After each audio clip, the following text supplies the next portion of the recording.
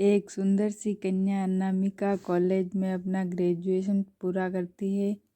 तभी उसकी मुलाकात एक लड़के राहुल से होती है। राहुल भी बहुत स्मार्ट और माता पिता का आज्ञाकारी बेटा है। दोनों एक दूसरे को पसंद करने लगते हैं। दोनों का ग्रेजुएशन पूरा होता है। राहुल अपने शहर में जॉब करने लगता है और लड़की भी एक अच्छी जॉब कर रही है। दोनों ने निर्णय लिया कि अब माता पिता से शादी की बात करने का वक्त आ गया है।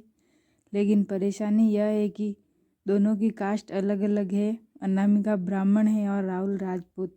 राहुल के समाज में दहेज बहुत ज़रूरी है, जो कि नकद में होता है। उसके अलावा कई तरह के गिफ्ट्स और गहने भी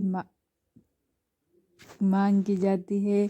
राहुल ने अनामिका को यह स्थिति स्पष्ट की और कहा, घर वालों को मनाओ, अगर तुम सभी मांगे पूरी करवाती हो तो मेरे माता पिता तुम्हें पलकों पर बिठाएंगे।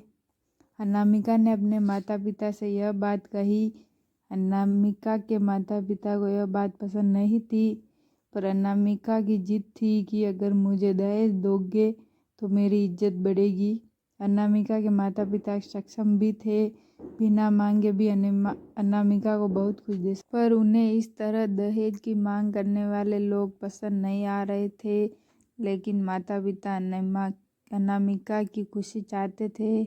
उन्हें यह डर था कि कहीं उसकी बेटी ये ना सोचे कि वे अपनी बेटी को कुछ देना नहीं चाहते।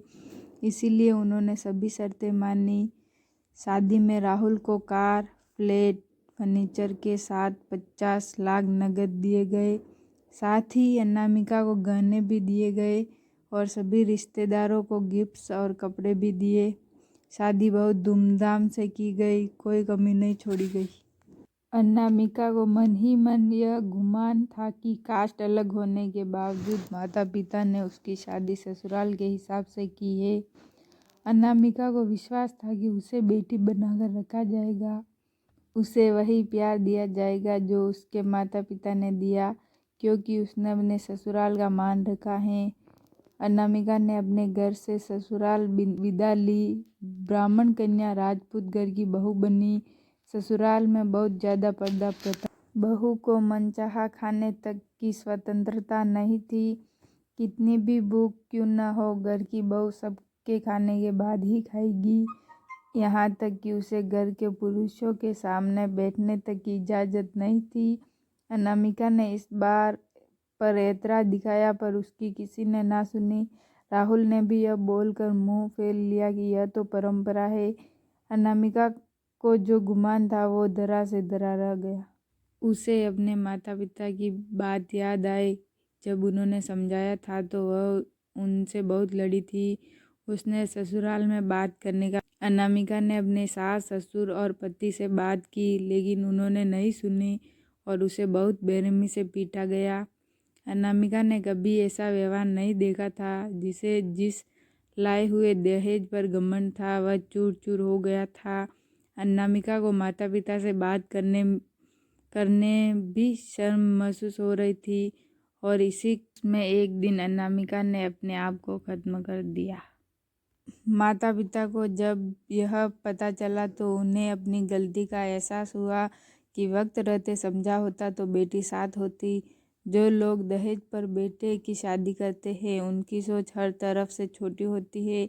जो बेटे को नीलाम कर सकते हैं वो किसी और की बेटी को कैसे अपनी बेटी बना सकते हैं।